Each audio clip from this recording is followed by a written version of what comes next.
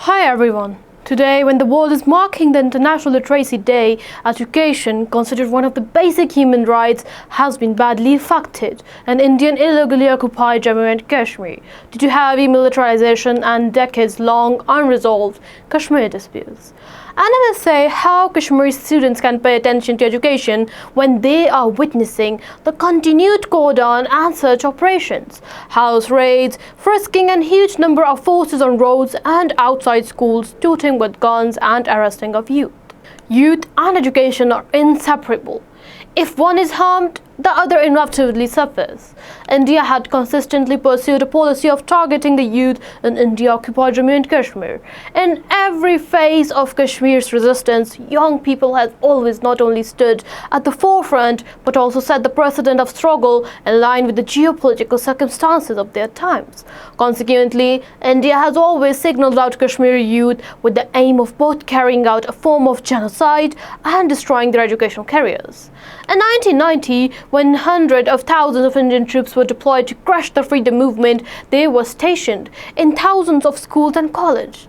For years, either no educational activities could take place in these institutions or children were forced to study under intense fear and psychological stress. During this period, numerous incidents of rape and sexual harassment of young girls at the hands of Indian soldiers occurred.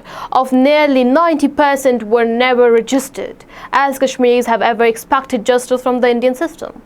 Since the abrogation of Jammu and Kashmir's special status on August 5, 2019, the Modi regime has targeted education in the occupied territory.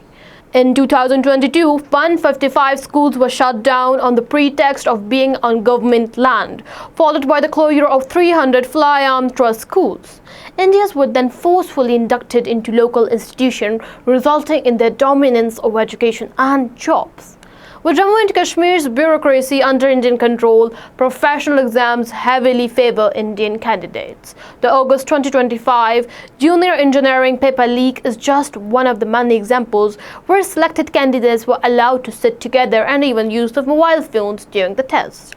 From 2020 to 2025, almost every major examination in the occupied territory has faced controversies over leaks, scams, or prolonged legal stays, leaving thousands of job seekers frustrated. The BJP's new education policy in the territory reflects RSS ideology, while Kashmir students are forced to sing Hindu songs and learn about Hindutva figures in IIOJK schools. Not only this, but the manner in which Kashmiri students, both male and female, are subjected to violence, lynching and sexual harassment in Indian educational institutes represent another horrific dimension of the situation. It has now become an undeniable reality that India has snatched every right, including the right to education of the Kashmir people. The report urged the international community to pay attention to the plight of students in IIOJK by helping resolve the Kashmir disputes in line with relevant UN resolutions.